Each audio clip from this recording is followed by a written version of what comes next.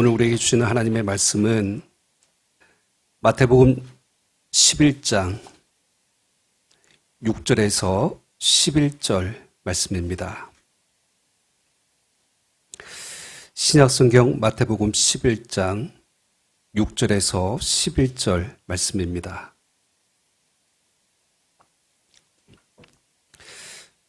제가 봉독합니다. 누구든지 나로 말미암아 실족하지 아니하는 자는 복이 있도다 하시니라. 그들이 떠나매 예수께서 무리에게 요한에 대하여 말씀하시되 너희가 무엇을 보려고 광야에 나갔더냐? 바람에 흔들리는 갈대냐? 그러면 너희가 무엇을 보려고 나갔더냐? 부드러운 옷 입은 사람이냐? 부드러운 옷을 입은 사람들은 왕궁에 있느니라. 그러면 너희가 어찌하여 나갔더냐? 선지자를 보기 위함이었더냐? 옳다. 내가 너희에게 이르노니 선지자보다 더 나은 자니라. 기록된 바 보라. 내가 내 사자를 내 앞에 보내노니 그가 내 길을 내 앞에 준비하리라 하신 것이 이 사람에 대한 말씀이니라. 내가 진실로 너희에게 말하노니 여자가 낳은 자 중에 세례 요한보다 큰 이가 일어남이 없도다. 그러나 천국에서는 극히 작은 자라도 그보다 크니라. 아멘. 우리에게 주시는 하나님의 말씀을 믿습니다.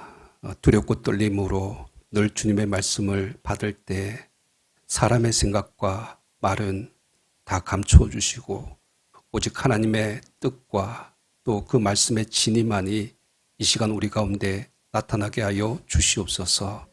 성령께서 지혜와 계시의 영으로 우리 가운데 역사하여 주셔서 그 말씀에 감춰져 있는 그 비밀한 것들조차도 깨닫게 하여 주시고 또 내 힘으로 내 능력으로 이 말씀 앞에 굴복하지 못하는 우리의 모든 형편과 사정이 있다 할지라도 성령님의 그 능력으로 이 말씀 앞에 순종할 수 있는 은혜와 용기를 허락하여 주시옵소서. 하나님께서 오직 이 예배 가운데 말씀 우리 가운데 찾아오실 줄 믿사옵고 예수 그리스도의 이름으로 기도하옵나이다. 아멘.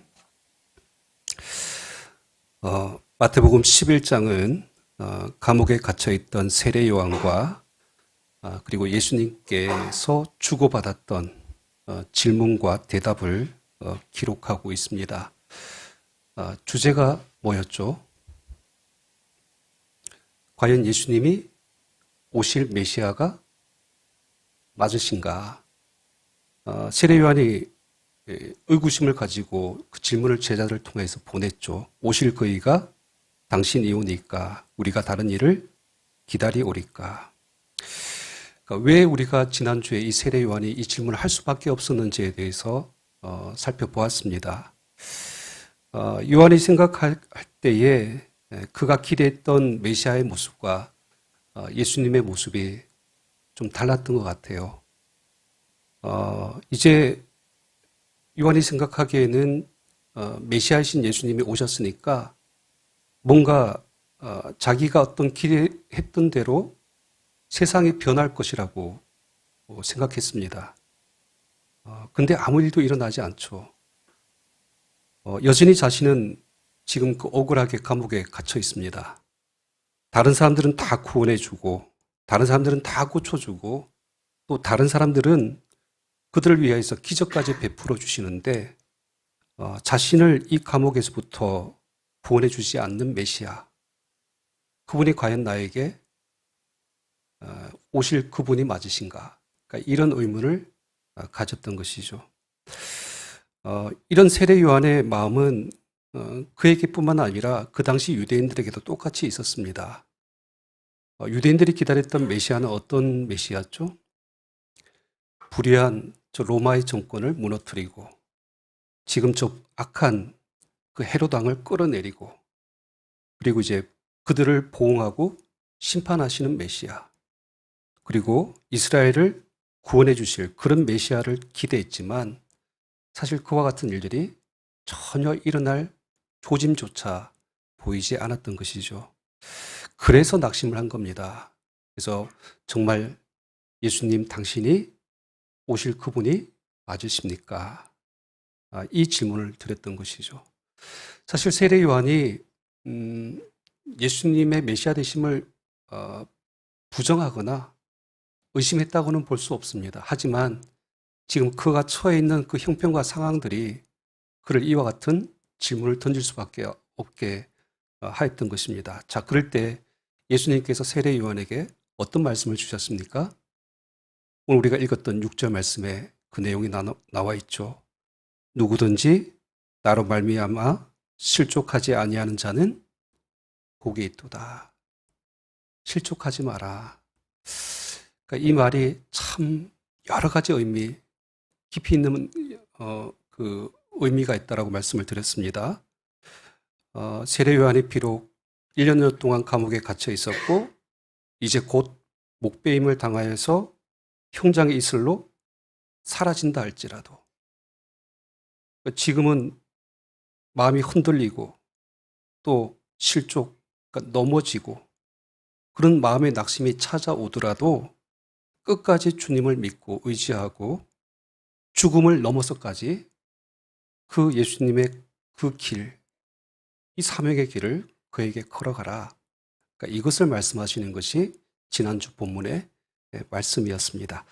자, 그리고 이제 오늘 본문 말씀을 보시면 이 질문을 가지고 왔던 세례 요한의 제자들이 돌아갑니다. 그리고 예수님은 그의 앞에 있는 제자들에게 또 무리들에게 세례 요한에 대해서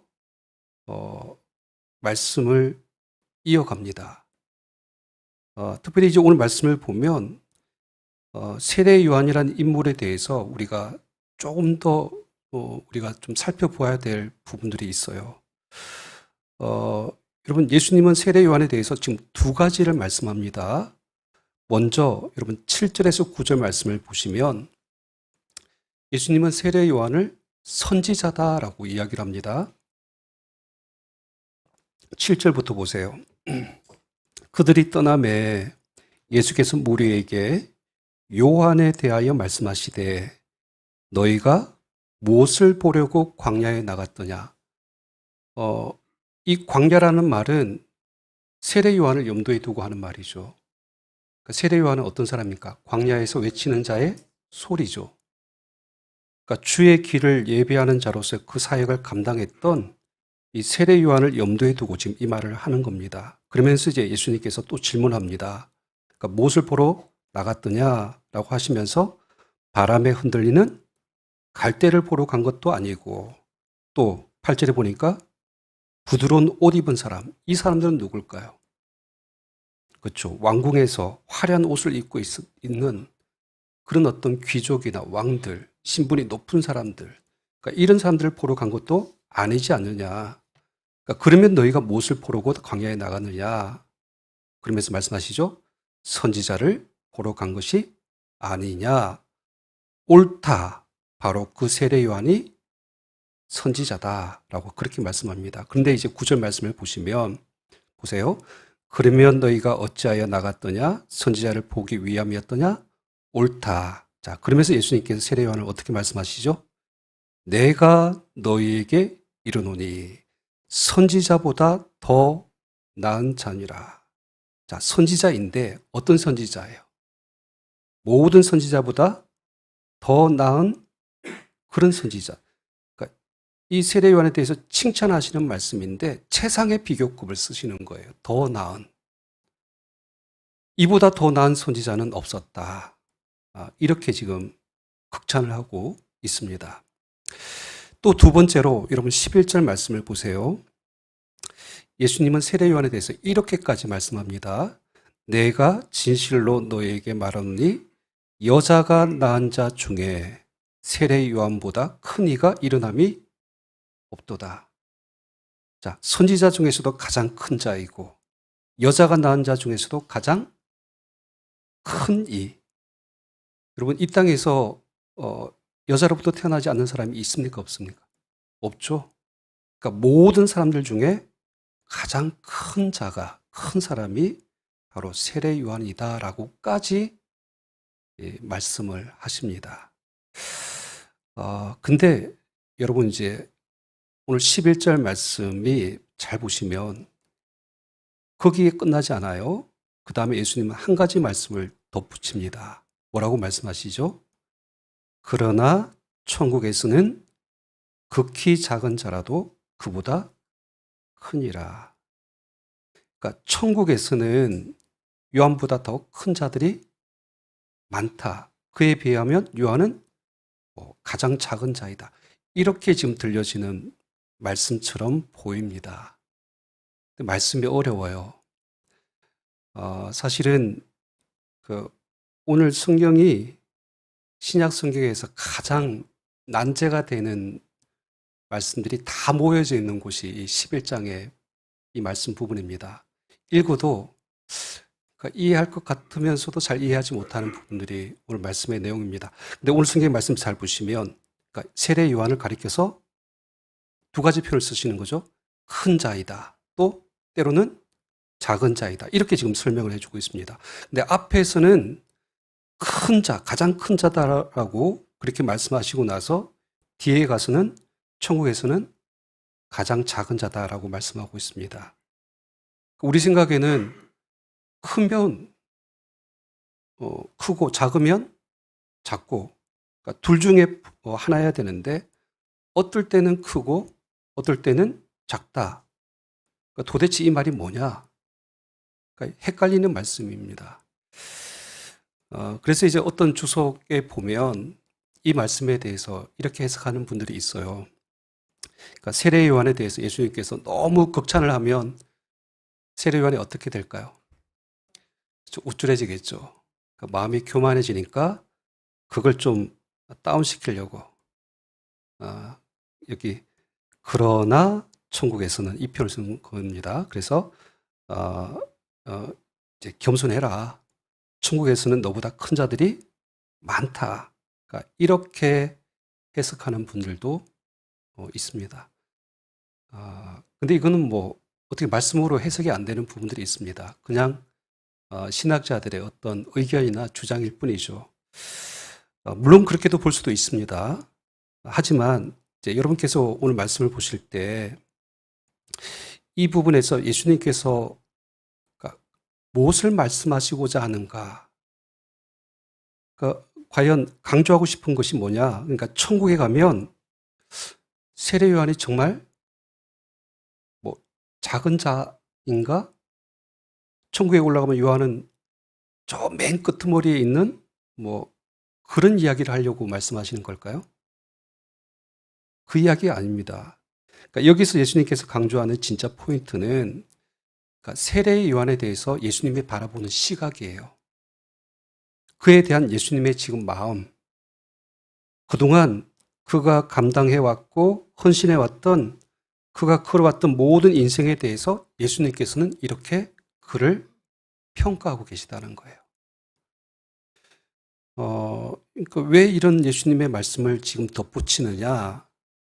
지금 그 말을 듣고 있는 그 앞에 있는 무리들 때문에 그렇습니다. 왜냐하면 이 세례 요한을 바라보는 그 당시 무리들, 사람들의 시선과 예수님의 시선이 달랐기 때문에 그렇습니다. 그래서 여러분 오늘 7절 말씀 다시 한번 봐주세요. 7절 말씀에 그들이 떠남에 예수께서 누구에게? 무리에게 요한에 대해서 말씀하셨다라고 이야기하고 있습니다.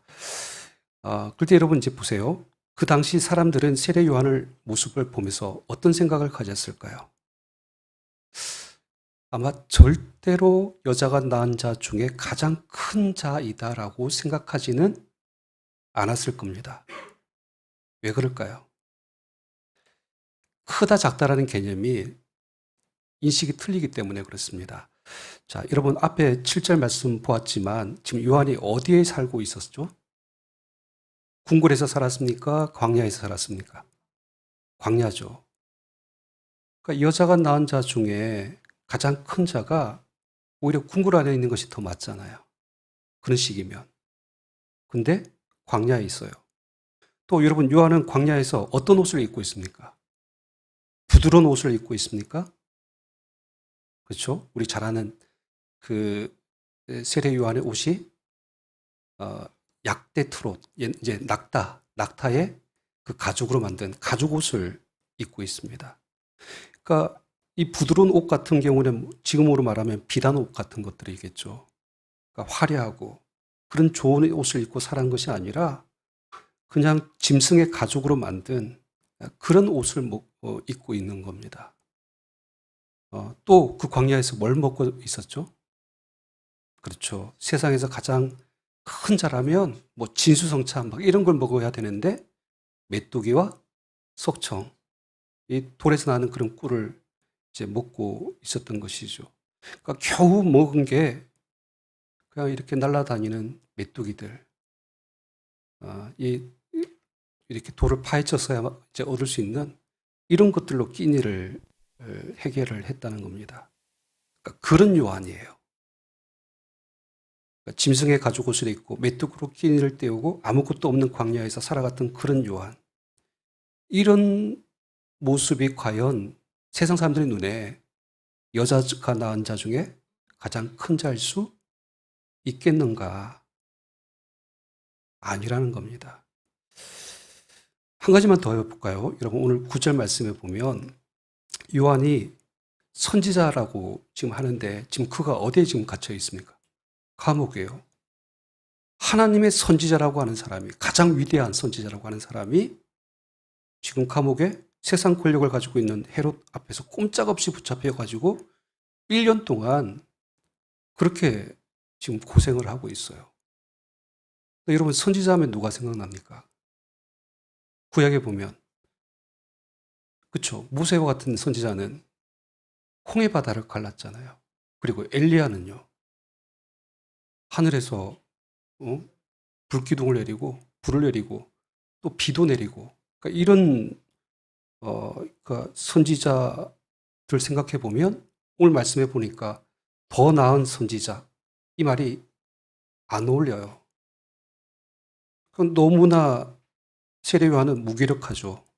아무런 기적도 나타나지 않고 하나님의 능력도 행하지 못하는 그런 그 시대의 세례 요한을 바라보는 사람들의 시선, 그러니까 이것이 다르다는 겁니다. 그럼에도 불구하고 이제 오늘 예수님께서 왜 세례 요한을 이보다 더 나은 선지자가 없다, 왜 여자가 낳은 자 중에 가장 큰 자이다, 이 말씀을 하는가, 이거를 우리가 좀 들여다보기를 원하는 것이죠. 특별히 오늘 우리에게 예수님께서 그 답을 주신 말씀이 있어요. 여러분 10절 말씀 봐주세요. 우리 10절 말씀 같이 읽겠습니다. 시작. 기록된 바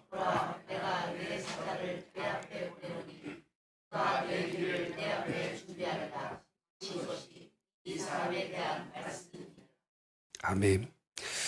그러니까 여러분 사람이 뛰어나서 큰 자가 이 개념이 아닙니다. 성경에서 말하는 큰 자의 개념은 그가 누구로부터 그 사역을 받았고 그 사명을 감당하고 있느냐, 이걸 통해서 지금 이야기를 하고 있죠. 사명이 그 사람을 큰 자로 보는 거예요. 근데 특별히 여러분 보세요. 세례 요한이 감당한 사역이 어떤 사역입니까? 그렇죠. 그가 내 길을 내 앞에 준비하리라. 그러니까 예수님이 오실 길을 예배했던 사람. 하나님의 아들 예수 그리스도가 오셔서 하실 사역을 세례 요한이 준비했습니다. 그는 그러니까 사람들로 하여금 메시아로 오실 예수 그리스도에 대한 기대, 소망을 가지게 하는 이 역할을 감당했죠. 그래서 여러분 이제 우리가 마태복음 3장 11절에 세례 요한이 이런 표현을 씁니다. 나는 너희로 회개하게 하기 위하여 물로 세례를 베풀었거니와 내 뒤에 오시는 이는 나보다 능력이 많으시니 나는 그의 신을 들기도 감당하지 못하겠노라. 그는 성령과 불로 너에게 세례를 베푸실 것이요. 그러니까 예수님이 오셔서 어떤 사역을 하시죠? 성령과 불로 세례를 주십니다. 그 일을 위해서 요한이 한 일이 뭐예요? 물로 세례를 주는 거. 물 세례는 뭐죠, 여러분? 정확하게 표현이 나오냐면 죄를 회개케 하는 세례가 물 세례입니다. 그러니까 주의 길을 평탄케 하기 위해서 이 땅에 성도들이 오실 메시아를 향하여서 먼저 마음으로 회개하고 그 천국 복음을 받아들이게끔 하기 위하여서 행했던 사역이 이 물세례인 것이죠. 그러니까 나는 비록 물로 세례를 주지만 그분은 너희에게 성령과 불로 세례를 베푸실 것이다. 그러니까 내 뒤에 오시는 이는 나보다 능력이 많으시다. 그러니까 그런 예수님에 대한 이 이스라엘 백성들의 그 기대감, 소망을 증폭시킨 것이죠. 그러니까 그분이 오시면 나는 그의 신들매도 풀기에도 감당하지 못할 것이다. 그러니까 그러면서 이제 하나님의 아들의 길을 예비하는 이제 그런 길을 그가 걸어갔던 것입니다. 어쩌면 이 세례 요한의 사역은 바로 이런 겁니다. 예수님께서 하실 그 모든 사역을 위하여서 어떤 마중물, 그러니까 이와 같은 역할을 하는 것이죠. 특히 여러분 그 요한복음 3장 30절 말씀에 보면 세례 요한이 이런 고백을 해요. 그는 흥하여야 하겠고 나는 쇠하여야 하리라. 자, 예수님께서 오실 길을 위하여서 그는 어떤 일을 하는 사람입니까? 흥하게 하는 사람이에요. 다만 자기는 어떻게 돼요? 쇠해야 되는 것이죠. 이것이 바로 그 길을 준비하는 자의 모습입니다. 이것 하나로 이 땅 가운데 왔다는 거예요. 이것이 바로 세례 요한의 인생의 가장 궁극적인 목적이었고 또 그렇게 지금 그 삶을 살아내고 있다는 것입니다. 근데 여러분, 과연 이 세례 요한의 사역이 사람의 평가입니다. 과연 성공적이었을까요? 우리가 이제 뒤에 말씀을 다 읽지는 않았지만 그 요한의 사역에 대해서 그 시대의 사람들의 반응을 보면 알 수가 있어요. 여러분 오늘 본문 11장 16절 17절 말씀 한번 봐주세요. 예수님께서 말씀하신 일종의 비유입니다. 자, 그 내용을 보시면 이 세대를 무엇으로 비유할까? 비유하건대 아이들이 장터에 앉아 제 동물을 불러 이르되 우리가 너희를 향하여 피리를 불어도 너희가 춤추지 않고 우리가 슬피 울어도 너희가 가슴을 치지 아니하였다 함과 같도다. 많이는 들어보셨죠? 근데 여러분 이 말씀의 문맥을 잘 보셔야 됩니다. 그러니까 누구를 이야기하고 있는가? 지금 어린아이들이 장터에서 놀았던 모습을 하나의 어떤 상징적인 비유로 가져왔는데 그러니까 아이들이 친구들과 함께 지금 어떤 놀이를 하냐면 두 가지 놀이를 하고 있어요. 하나는 결혼식 놀이예요. 결혼식에 보면 피리를 불면 사람들이 어떻게 하죠? 춤을 추는 거. 이게 당연한 반응이에요. 또 장례식장에는 어떤 놀이를 하죠? 놀이가 아니라 장례식장 가면 그러니까 유대인 장례식장은 곡하는 여자들이 있어요. 옛날 우리나라에도 장례식장 가면 울어주는 사람들이 있었잖아요. 그러니까 똑같은 개념입니다. 그래서 곡하는 여자들이 울면 옆에 있는 사람들이 어떻게 하죠? 가슴을 치면서 슬피 우는 이런 지금 흉내내는 노래를 하는 것을 비유로 들었습니다. 근데 이 무슨 이야기냐면 여러분 세례 요한이 와서 피리를 불었어요. 그러니까 이런 개념입니다. 결혼식의 개념을 가져오면 약속하신 메시아 바로 예수 그리스도가 오실 것이다. 너무 기쁜 소식이잖아요. 그러면 사람들이 어떻게 해야 되죠? 반응이 있어야 되죠. 어떤 식으로든 춤을 춰야 될 거 아닙니까? 근데 반응이 없어요. 또 세례 요한이 지금 슬피 울었어요. 그 내용이 뭐냐면 여러분 아까 말씀드렸지만 성령과 불로 세례를 베푸신 이 내용 가운데 보면 불이라는 개념이 뭐냐면 심판의 개념입니다. 근데 심판하실 예수님께서 오실 것이다. 그래서 이제 통곡하며 세례 요한이 뭘 선포합니까? 회개하라 천국에 가까이 온 회개를 선포했어요. 그런데 아무도 가슴을 치며 회개하지 않아요. 그러니까 요한이 주의 길을 예비하며 전했던 그 말씀에 대해서 사람들이 어떤 반응을 보였습니까? 무감각하고 무반응했던 그 세대에 대해서 예수님께서 지금 이 비유를 통하여서 세례 요한의 그 사역에 대해서 말씀을 하시는 것이죠. 그러니까 그런 측면에서 보면 이 세례 요한의 사역이 어떤 큰 성공을 거두었거나 어떤 유효적인 어떤 성과를 낸 것이 사실상 없었다는 겁니다. 심지어 여러분 18절 말씀도 봐주세요. 예수님이 이런 말씀까지 하십니다. 요한이 와서 먹지도 않고 마시지도 아니하며 그들이 말하기를, 그러니까 그 시대의 사람들이 말하기를 뭐라고 이야기했다고요? 귀신이 들렸다. 그러니까 여러분 이제 세례 요한은 굉장히 독특한 사람입니다. 그러니까 입고 있는 옷도 특이하잖아요. 그리고 그 광야에서 살아가요. 금욕적인 생활을 합니다. 그러니까 귀귀한 삶을 살아가는 이 모습을 딱 바라보면서 사람들이 뭐라고 이야기했다고요? 그러니까 선지자라고는 죽어도 생각 안 해요. 그냥 귀신이 들린 그런 사람으로 봤다는 것이죠.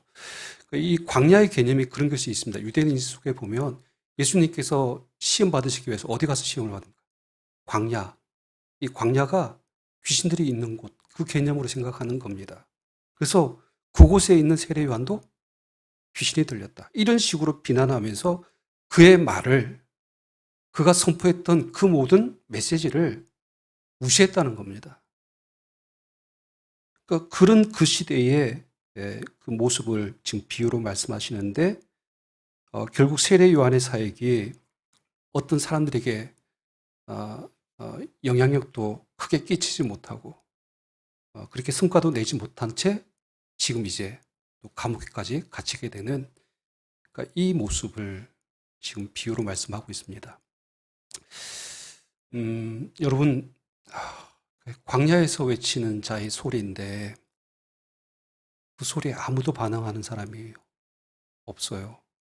돌아오는 것이, 여러분 우리가 보통 산에 올라가서 이쪽에서 야호 하면 저쪽 건너편에 있는 사람이 또 야호 해주잖아요. 이런 것들이 있어야 되는데 돌아오는 것은 자기 메아리죠. 자기 소리만 돌아와요. 이런 공허한 사역에 대한 그 모습들이 지금 세례 요한 가운데 있는 겁니다. 근데 오늘 말씀을 읽다가 이제 우리가 곰곰이 좀 묵상할 수밖에 없는 것이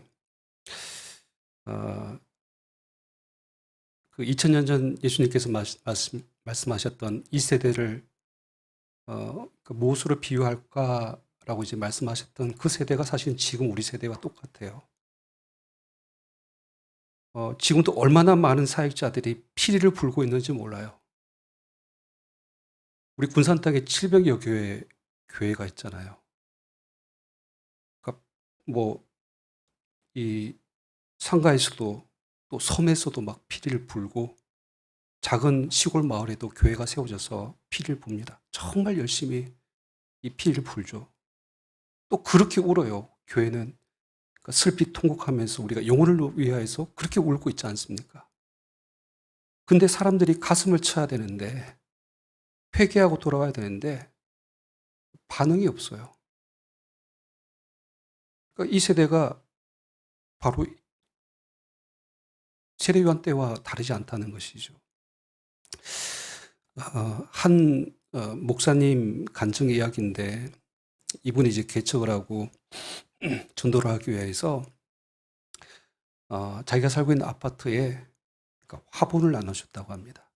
이분이 가장 잘하는 것이 뭐냐면 이 화초를 잘 키우는 거예요. 그래서 정성껏 이제 갖고 와가지고 그 예쁜 화분을 그 아파트 세대가 한 1,000세대 되는데 다 돌려줬대요. 그렇게 나눠줬다는 겁니다.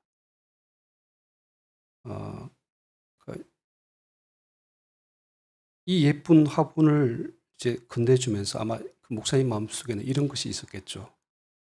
이렇게 하는 정성을 봐서라도 교회에 나오겠지. 한 가정이라도 교회에 나오겠지. 그러니까 이런 마음으로 나누셨다는 겁니다.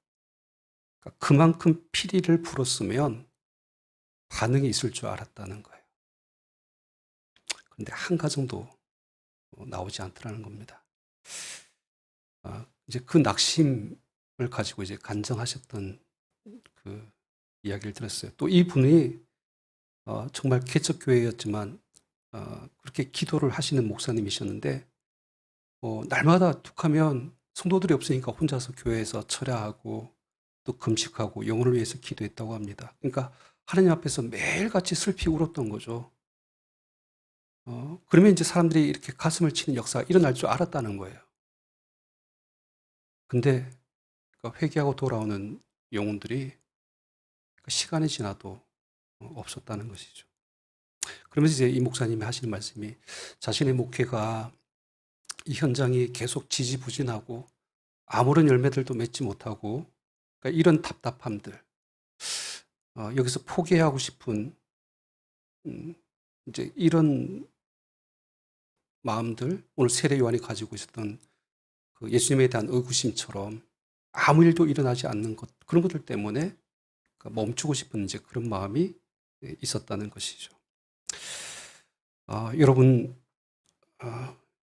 우리 세대가 이 세례 요한의 때와 다르지 않습니다.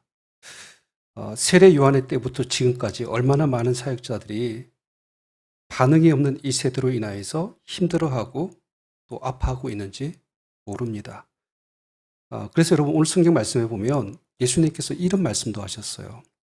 가장 난제가 되는 성경 구절인데 여러분 12절 말씀 봐주세요. 12절 말씀 우리 한번 읽어볼까요? 시작. 세례 요한의 때부터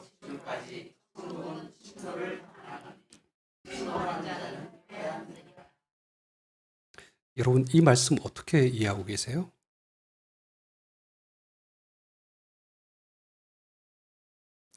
어떻게 말씀을 들으셨어요? 이 말씀에 대해서. 흔히 우리는 그러니까 이 한 문장만 딱 가지고 좀 해석하시는 분들이 있어요.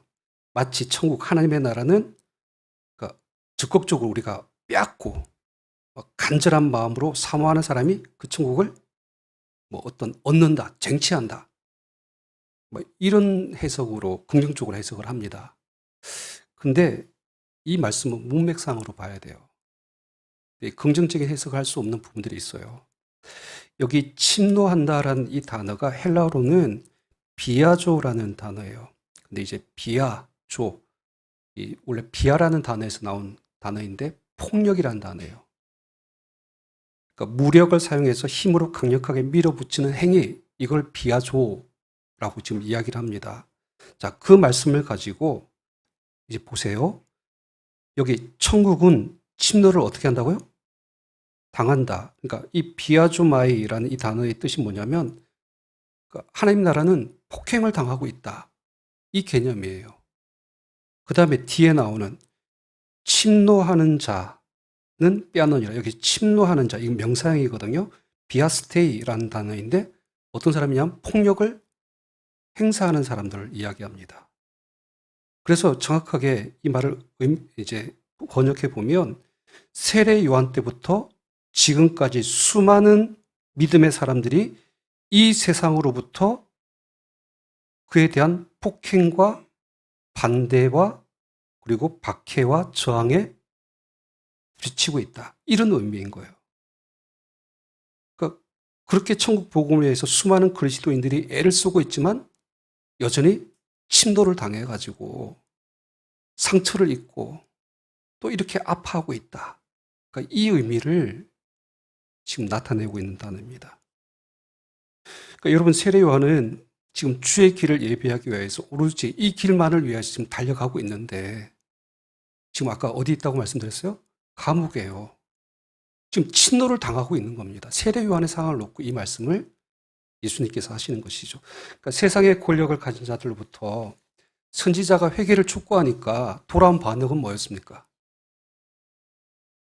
무반응도 있었지만 폭력도 있었다는 거예요. 극렬한 반대. 그러니까 이것으로 인해서 지금 아파하고 고통하고 신음하고 있는 세례 요한. 근데 세례 요한 때부터 지금까지 여전히 이 일들이 우리 가운데 일어나고 있다는 것이죠. 자, 그럴 때 여러분 이제 보세요. 이런 세례 요한에 대한 세상적인 평가는 지금 어떻습니까? 실패한 사람인가요? 성공한 사람인가요? 그러니까 사람의 기준으로 보면 실패에 가까운 사람이에요.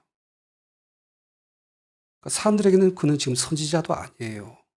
귀신 들린 사람으로 치부되고 있고. 여자에게서 난 자 중에 가장 큰 자입니까? 아니요.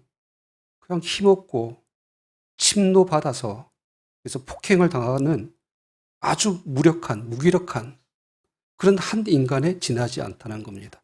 그런 어떤 사역의 성과 열매도 없는 그런 세례 요한에 대해서 오늘 말씀이 이제 쭉 이야기를 하고 있는데, 그런데 여러분, 이제 중요한 것은 사람의 평가 말고 우리 예수님이 바라보시는 세례 요한에 대한 평가입니다. 그게 중요해요. 예수님 보시기에는 어떻다는 겁니까?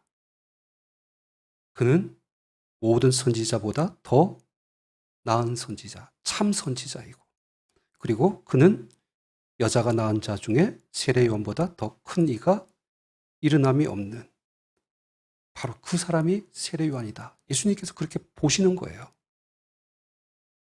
그러니까 그 모든 마지막 인생의 그 순간에 예수님께서 그 사람을 어떻게 평가하는가, 이것이 중요한 겁니다. 사람의 어떤 평가는 아무 의미가 없다는 것이죠. 그러니까 여러분, 오늘 이 땅의 관점으로 보면 그러니까 요한이란 사람은 정말 실패한 사람이고요. 사람의 그 시선으로 보면 어떻게 보면 루저죠. 하찮고 보잘것없는 정말 무기력하고 못난, 그러니까 그런 사람처럼 보이지만, 근데 예수님의 관점과 예수님의 기준은 그것이 아니었다는 겁니다. 여기서 우리가 분명한 이해를 가질 필요가 있습니다. 마지막에 우리가 예수님 앞에 섰을 때 세상에서 받는 평가와 예수님 앞에 섰을 때 받는 평가가 다를 수 있다는 것을 여러분 두려움으로 이 말씀을 받으셔야 됩니다. 그러니까 사실 세례 요한이 한 일은 딱 한 가지밖에 없었어요. 그러니까 이사야서 40장 그 3절에서 5절 말씀에 예언되어져 있던 세례 요한에 대한 그 예언의 말씀을 그는 붙들고 살았죠. 그 말씀의 내용이 이런 겁니다.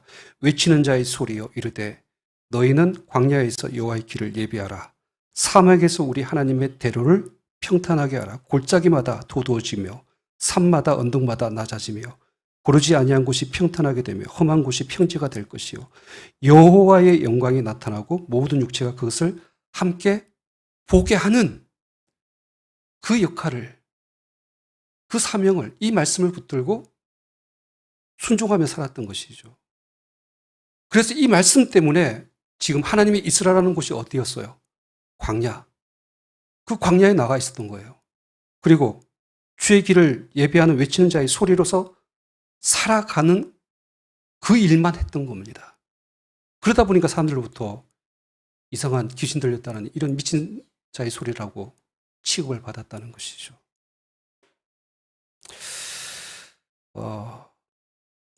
여러분, 우리 가끔 저도 이런 기도를 할 때가 있는데 오랫동안 교회 내 있다 보니까 교회에서 하던 기도의 그 어떤 습성들로 가지고 이미 굳어져 있는 기도의 그 멘트들이 있어요. 그게 뭐냐면 예를 들어서 이런 겁니다. 하나님, 우리 새들교회가 이 군산 땅과 이 나라와 또 이 민족을 넘어서 그러니까 세계적인 그런 교회가 되게 해주시옵소서. 혹시 그런 기도 안 하세요? 여러분, 저를 위해서 어떤 기도 해주십니까? 저를 위해서 기도하실 때 대부분 성도님들 이런 기도 많이 하세요. 우리 목사님, 정말 큰 목사님 되어서 세계 뭐 방방곡곡을 누비며 뭐 이런 그 기도 하시잖아요. 근데 여러분, 이런 기도 속에 의연 중에 어떤 것들이 우리 안에 자리 잡고 있는가 보면, 자, 세계적인 교회가 어떤 교회예요? 큰 교회예요. 그러니까 많은 일을 하는 교회, 또 유명한 목사님, 이퀄 큰 교회고 큰 목사님입니다. 교회가 부흥하고 교세가 이렇게 많은 교회, 건물이 잘 지어진 교회는 어떤 교회입니까? 큰 교회고 큰 목사님이에요. 결국 이 땅에서 큰 교회, 큰 목사가 천국에서도 어떤 목사예요? 큰 교회이고 큰 목사, 이런 어떤 공식을 가지고 있는 것이죠. 또 이 세상에서 너무 많은 일들을 하고 많은 업적을 이루고 또 어떤 사역의 열매를 맺은 사람은 천국에서도 하나님께서 인정해주는 큰 교회, 큰 목사님, 이런 개념을 가지고 있다는 겁니다. 근데 여러분, 오늘 말씀을 잘 들어보시면 이런 생각과 공식을 가지고 있다가 나중에 천국에 와서 완전히 뒤집어질 수 있다는 것을 보여주는 것이 오늘 본문의 말씀이에요. 이 땅에서 큰 사역을 하는 사람이 오히려 천국에서는 지극히 작은 자보다 더 작은 자다라고 그렇게 평가받을 수 있다는 것을 말씀하는 본문이 오늘 예수님의 말씀의 핵심인 겁니다. 그럴 때 여러분, 우리가 생명의 삶 공부 때 지금 헌신의 부분 나가고 있잖아요. 근데 이 말씀 우리 기억나십니까? 고린도전서 4장 2절 말씀.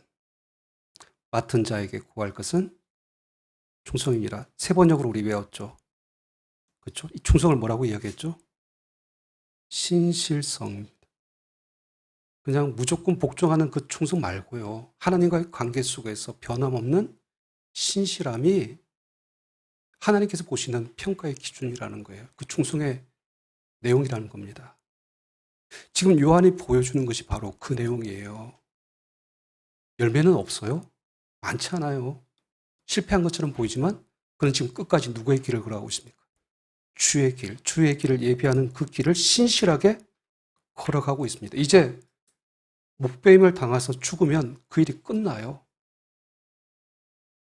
근데 지금 끝까지 그는 하나님께서 있으라고 하는 그 자리에 지금 있으면서 그리고 나에게 주신 그 주의 길을 예비하라는 그 말씀을 붙들고 하나님께서 하라고 하신 그 말씀을 끝까지 달려가고 있느냐, 이걸 예수님께서 지금 보시고 세례요한을 그렇게 칭찬해 주시는 것이죠.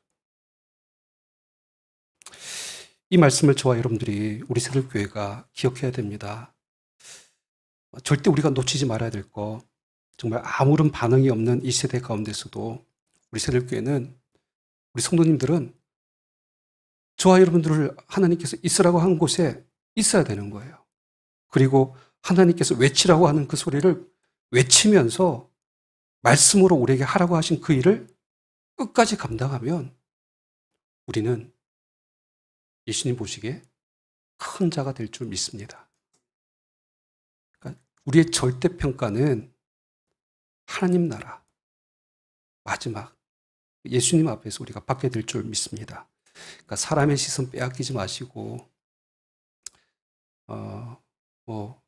보이는 것들만 가지고 사람들은 평가하잖아요. 하지만 그런 일들에 실족하지 마시고 우리도 변함없이 하나님이 있으라는 곳에서 또 하나님이 하라고 하시는 그 일들을 충성되게 감당하는 저와 여러분 되시기를 주님의 이름으로 축원합니다. 기도합니다.